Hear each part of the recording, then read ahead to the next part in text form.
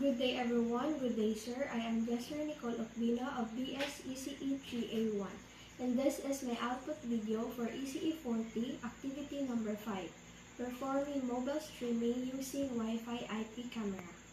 So first, let's install the application Wi-Fi IP camera. So as you can see, I've already installed it. So then let's make sure that our phone and our laptop are connected to the same Wi-Fi network. So here, both of them are connected to CyberKnife 21. So now let's open the application here in our phone. And as you can see here, it says access within Wi-Fi. And there's a link. So let's open this link in our Chrome. So http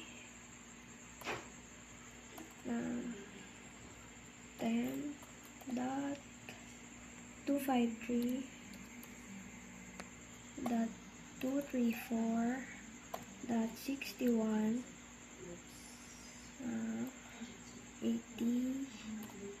80. Enter.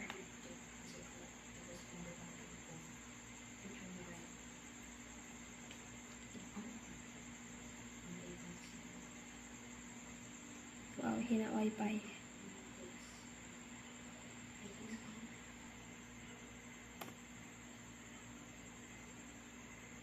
So now, as you can see,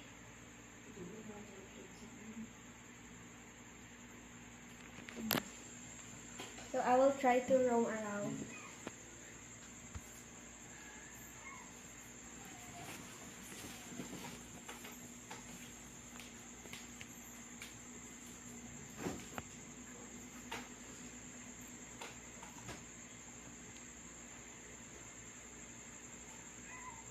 And so let's try the front camera.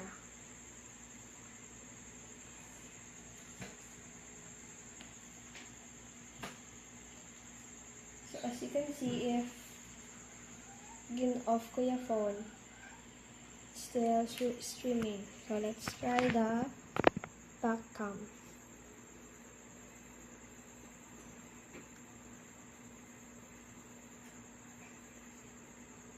Wala, pwede mo rotate.